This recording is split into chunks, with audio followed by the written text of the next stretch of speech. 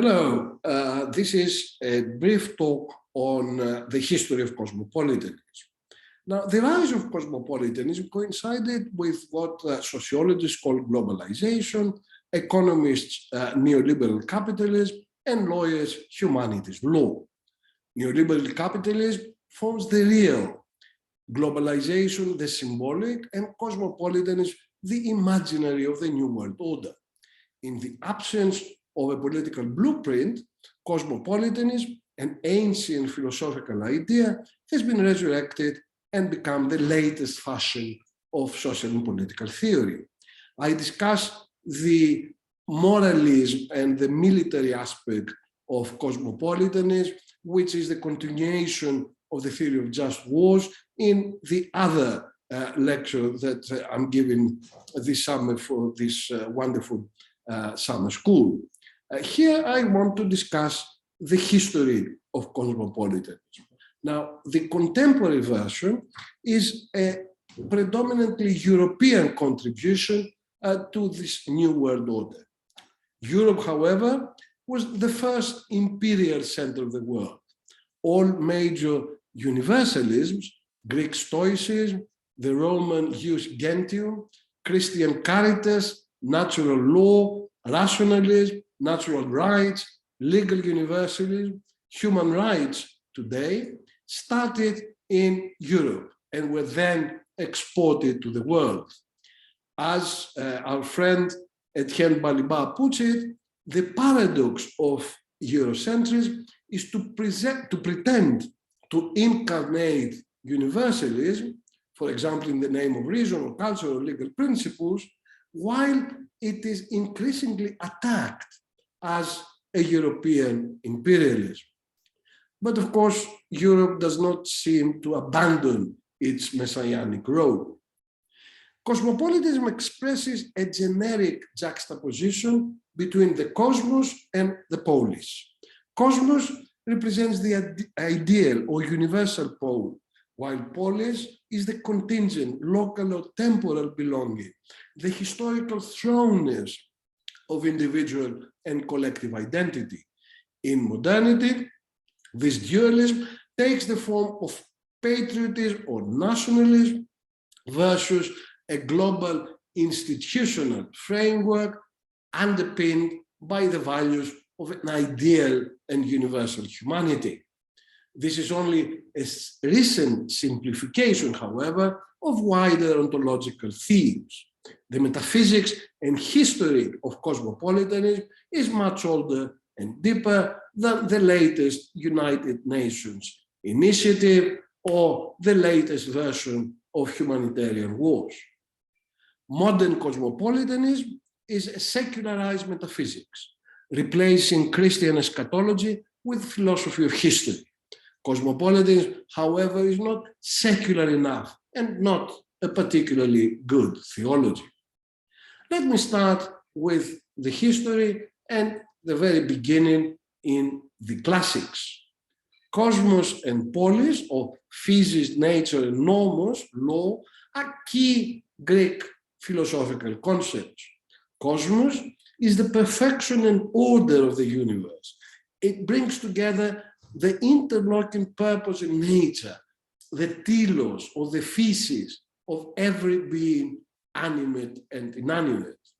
Polis, on the other hand, is both the historically contingent location, the community, the civitas or culture, and an organic component of the cosmos. If the polis is just, its citizens can achieve their nature of telos and become perfect specimens of their kind. Courageous soldiers, great orators, skillful cobblers, people who know how to run their house. No common law links the city-states and no common humanity their citizens. Stoicism changed this teleological cosmology.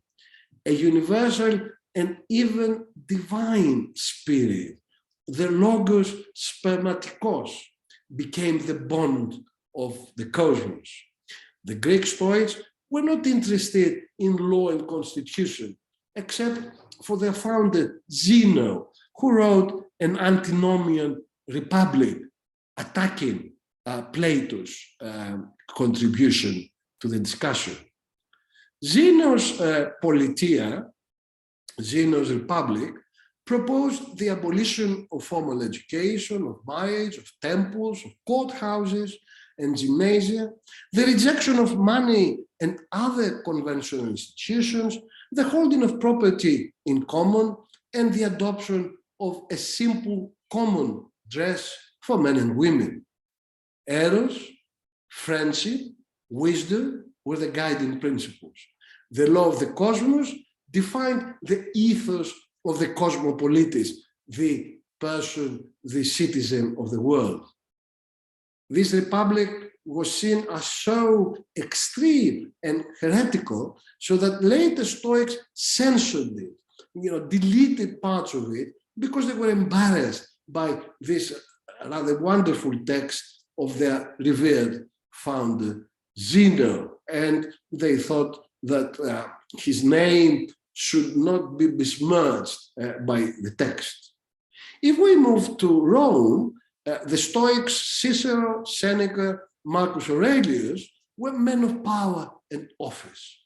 Cicero presented the jus gentium, the imperial law, as an expression of eternal natural law, similar to the Stoic universal spirit. This way, he justified the Roman domination, the imperial domination, giving it a higher reason. The law of Rome was supposed to also incarnate the principles of reason and spirit. So the Roman version expanded the law of Rome to that of the cosmos. In this sense, it became the cosmopolitanism of empire, as distinct and separate as possible from the earlier philosophical idea of the Stoics, of the Greek Stoics. Now, ancient pagan religions believed in a united cosmos in which the visible and invisible worlds overlapped and interpenetrated. Gods were amongst men and had more or less the same qualities as human beings. Christianity broke this unity and introduced a sharp dualism. The visible is separated from the invisible, the terrestrial from the celestial, body from soul. And of course, primacy was given to the supernatural, the transcendent over the natural and the immanent. Unlike the Olympian gods, the Decathlon, the 10 gods of Olympus, who were human-like, the Christian God is radically transcendent, absent.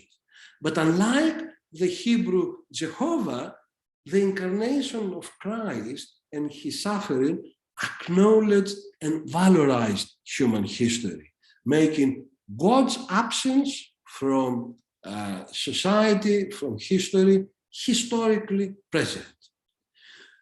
When nominalism won the big theological debates in the late Middle Ages, the omnipotent sovereign, the omnipotent lawmaker was mirrored in the free individual of modernity.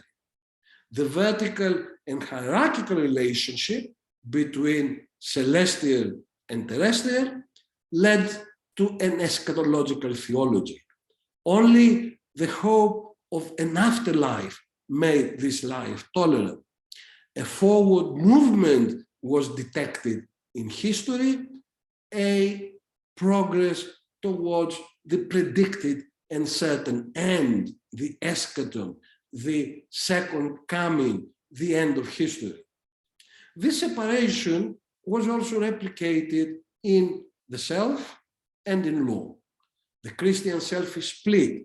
The outward shell of bodily needs, desires, and passion follows state law. The subject, the subjectum, takes his commands from priest, king, state law.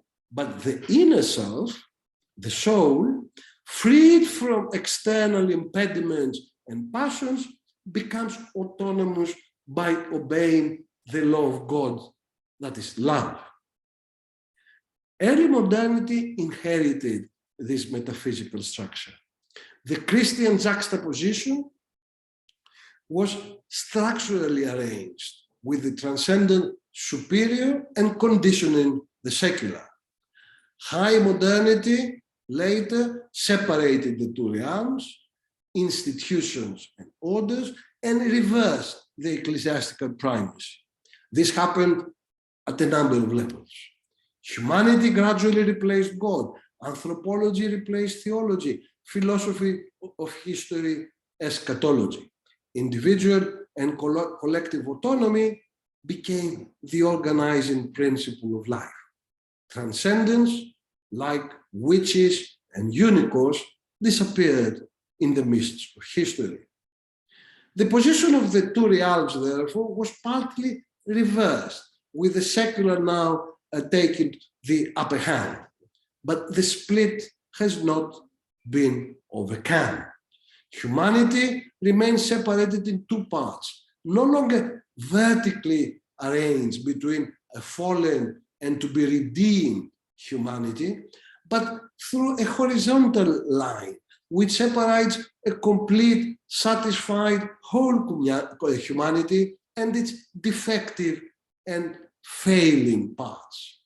Full and lesser humanity face each other across a line, which is either a physical, geographical border between the fully human and the savages, the civilized from the barbarians, the old from the new. Metaphorically, this line separates the rational from the irrational, the civilized from the uncivilized, the modern from the pre-modern. In this context, the mission of humanity is to relink itself, to sature itself by negating, absorbing, correcting its imperfect, incomplete, lesser part. This hope of reconciliation, of overcoming and relinking the two realms remains the horizon of history. Humanity's mission, as I said, let me repeat, is to sature itself by negating, correcting, and absorbing its imperfect part. Humanity, therefore, will achieve its essence when the universal and the particular, cosmos and polis, coincide now in history. Eschatology has been changed, has become philosophy of history, and of course Kant and Hegel are the two key names in this process. Kant adopted from Augustine the idea of pax eterna, a peace in the presence of God, and turned it into a secular perpetual peace, the aim of history. Reason replaced providence, progress, secular progress, they move towards the eschaton. The historical teleology of continuous progress would eventually lead to a cosmopolitan constitutional arrangement and to perpetual peace. Hegel, despite the surface differences, completed Kant's project. Humanity's asocial sociality, this wonderful term that Kant used, this asocial sociality moves history. To that extent, humanity's trajectory is a movement towards full consciousness. Philosophy offers the simple concept of reason or spirit to become the sovereign of the world. The metaphysical parameters of the split, however, remain intact. The idea of a split humanity with a complete redeemed part and fallen counterparts was retained from Christianity, albeit in a different secular form.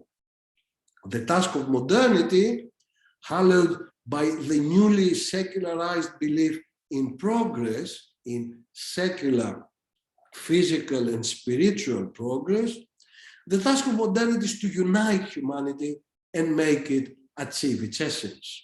A rational, institutional, and normative framework can achieve that, so it becomes the telos, the goal and purpose of humanity.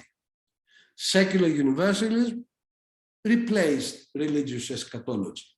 In its two versions, either a polis, a nation now, imposes its rule on humanity, or universalism, as a set of ideas and values, undermines and eventually abolishes parochial divides and identities. These are the two possible positions in this bifurcated relationship between polis and cosmos.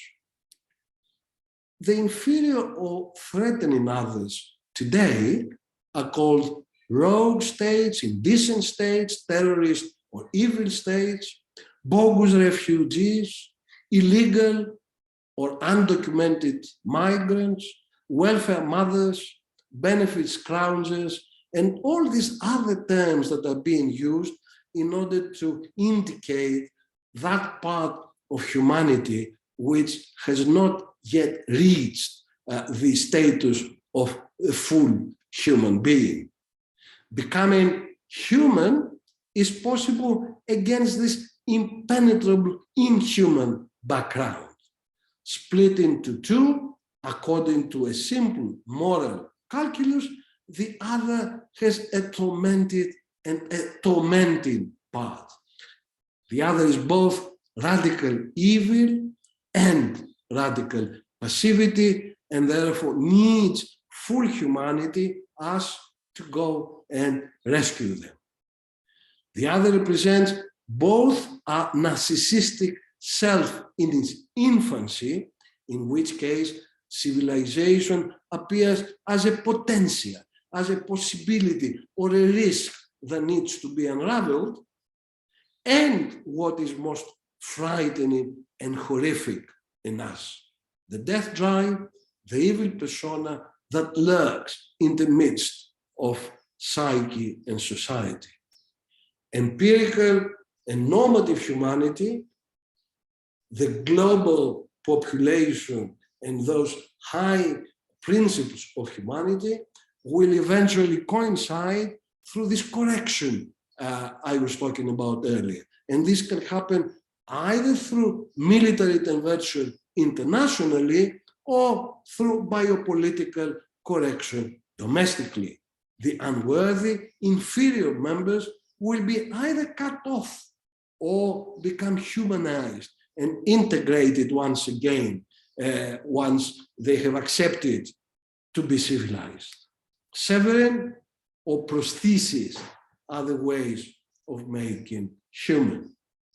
Cosmopolitanism and cosmopolitics is therefore a secularized theology, the progeny of a displaced theological metaphysics.